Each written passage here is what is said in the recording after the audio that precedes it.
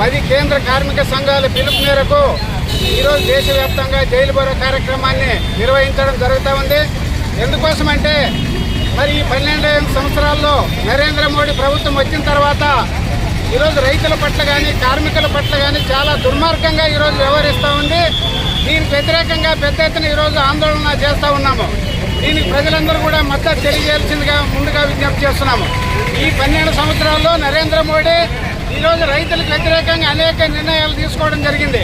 ఈ మధ్య కాలంలో అమెరికా వాణిజ్య ఒప్పందానికి ఈరోజు నరేంద్ర మోడీ ప్రభుత్వం పూర్తిగా లొంగిపోయి ఈరోజు భారతదేశ రైతాంగానికి తీవ్రమైన అన్యాయం చేస్తూ ఉంది. మరి ఈరోజు ప్రధానంగా విదేశాల నుండి పెద్ద ఎత్తున కూడా మన దేశాలకి వ్యవసాయ ఉత్పత్తులు దిగుమతి అయితే సుంకం లేకుండా దిగుమతి అయితే ఈరోజు మన దేశంలో వ్యవసాయ ఉత్పత్తుల ధరలు పూర్తిగా పడిపోయే అవకాశం ఉంది. అట్లాగే ఈరోజు మన దేశం నుండి ఎగుమతి అయ్యేటువంటి వ్యవసాయ ఉత్పత్తులు గతంలో ఎటువంటి సుంకం లేకున్నట్లు అమెరికాకి ఎగుమతి చేసేవాళ్ళము. కానీ ఈరోజు మరి దాదాపు 18% సుంకం విధించడం వల్ల ఈరోజు మన వ్యవసాయ ఉత్పత్తులు అమెరికాలోకి అమ్ముకోలేని పరిస్థితి ఈరోజు ఏర్పడుతుంది. అందుకోసం ఈ వాణిజ్య ఒప్పందాన్ని రద్దు చేయమని ఈరోజు రైతు సంఘాలు డిమాండ్ చేస్తున్నాయి. అట్లాగే ఈరోజు గతంలో దాదాపు సంవత్సరం పాటు ఢిల్లీలో రైతులు ఉద్యమం చేసిన సందర్భంగా కనీస మద్దతు ధరకు చట్టం చేయాలని మేము డిమాండ్ చేశాం. అది ఇప్పటి వరకు నెరవేర్చలేదు.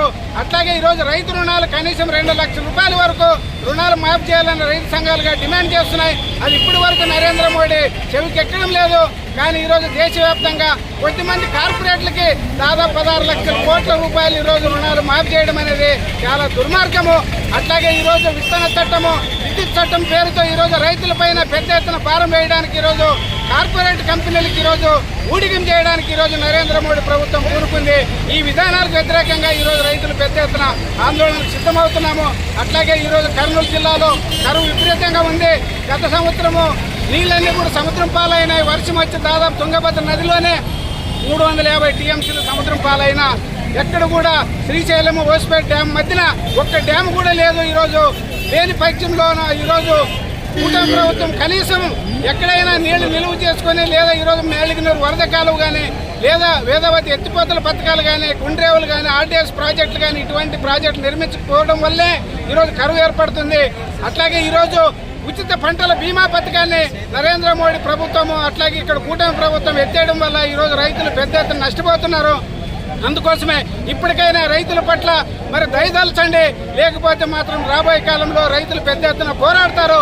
అట్లాగే ఈరోజు లేబర్ కోడ్లు దాదాపు 4 లేబర్ కోడ్లు తీసుకొని వచ్చినారు. 44 చట్టాలు రద్దు చేసి దానివల్ల ఈరోజు పెద్ద ఎత్తున కార్మికులు నష్టపోతున్నారు. దాన్ని ఈరోజు కార్మిక చట్టాలను పునరుద్ధరించాలా, లేబర్ కోడ్లను రద్దు చేయాలా.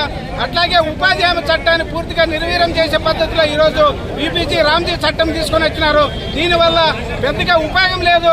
ఈరోజు ఉపాధి హామీ అంతని కూడా రాష్ట్రం భరించాలని పెద్ద ఎత్తున చెప్పడం వల్ల ఈరోజు రాష్ట్రాలు భరించే పరిస్థితి లేదు. అందుకోసం ఉపాధి కూలీలు వలసలే దిక్కేటువంటి పరిస్థితి ఈరోజు ఏర్పడుతుంది. అట్లాగే ఈరోజు కౌలు రైతులకి కౌలు గుర్తింపు కార్డు లేవు, వాళ్ళకి అన్నదాత సుఖీభావ లేదు. ఈరోజు కౌలు రైతులు పెద్ద ఎత్తున నష్టపోతున్నారు. అందుకోసమే ఈరోజు కౌలు రైతులు, వ్యవసాయ కూలీలు, ఈరోజు కార్మికులు రైతుల సమస్యల పైన ఐకమత్యంగా ఈరోజు పెద్ద ఎత్తున ఆందోళన చేస్తున్నాము.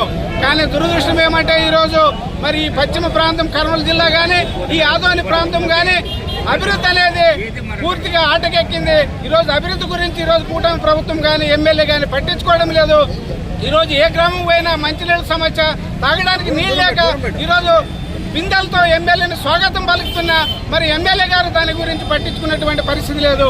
అట్లాగే ఎన్నికల ముందు అనేక హామీలు ఇచ్చినారు. ఇక్కడ ప్రభుత్వ మెడికల్ కాలేజ్ నిర్మిస్తామన్నారు. అట్లాగే ఈరోజు ఆటో గ్యారేజ్ నిర్మిస్తామన్నారు. అట్లాగే అనేక రకాల హామీలు ఇచ్చినారు. ఈ ఆదోన్లో మాస్టర్ ప్లాన్ అమలు చేస్తామన్నారు. కానీ ఏ ఒక్కటి కూడా అభివృద్ధి చేయడం లేదు. అందుకోసమే ఇప్పటికైనా కూటమి ప్రభుత్వం కానీ ఎమ్మెల్యే కానీ ఈ జిల్లా రాజకీయాలు మానుకొని తక్షణంగా అభివృద్ధి పైన దృష్టి పెట్టాలని ఈ సందర్భంగా తెలియజేస్తూ ఈ అవకాశం ఇచ్చినటువంటి అందరికీ కూడా ధన్యవాదాలు తెలుపుతూ ముగిస్తున్నాను.